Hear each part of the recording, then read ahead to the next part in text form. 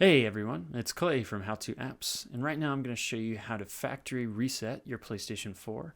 The console offers a couple different options that vary in destructiveness depending on how much of your data that you want to be wiped from the system memory, but I'll go through each of them pretty quickly, so let's just get started.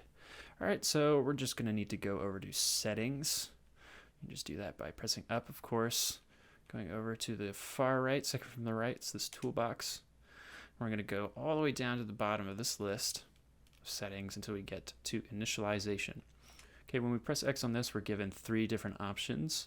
The first one is Clear Learning Dictionary. So this one's just like whenever you're typing in on the keyboard, if you're searching in, maybe YouTube, another streaming service, or in the PlayStation Store, of course, if you type in certain keywords, it's going to save those so that when you retype them, they're already going to be there, automatically filled out. This basically just gets rid of those, starts you over. So if you want to do that, if you want that option, all you have to do is just hit clear, and there you go. All right, so the next one is Restore Default Settings. Now this is the option you want if you're not trying to delete all your data, but you just want the console to go back to its original factory setting.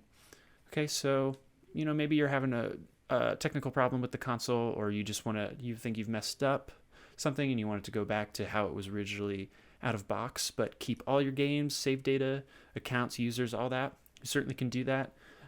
If you have a passcode, then you just enter in whatever passcode you've set for your user on your console, or in this case, I have never set one, so it's just 0000.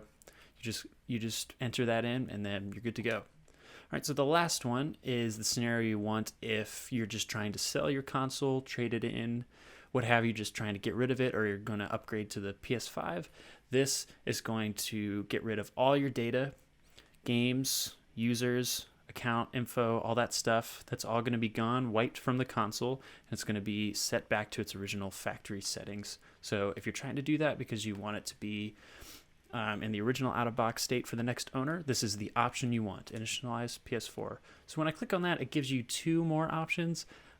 Personally, I would just go ahead and go for full, because really the only difference between quick and full that I can see here, I haven't done this personally, so I'm only going based off of the description. It says you can either completely delete data from system storage and initialize PS4, or you can quickly delete data from system storage and initialize the PS4. That's all that it says. I don't really know what the other differences are. And honestly, if you're going to try and completely wipe all memory from it so that it's fully reset, I would just go for full. That just seems like the better option. It says that it takes several hours. I couldn't prove that, but if you're seeing this video and this is what you're doing, please leave a comment and tell us how long it took you, so that the next person that comes and watches this video, then they have an idea of how long that it might take. But the quick option, the only other thing that it says is that it might allow third parties to retrieve the data by using specialized tools.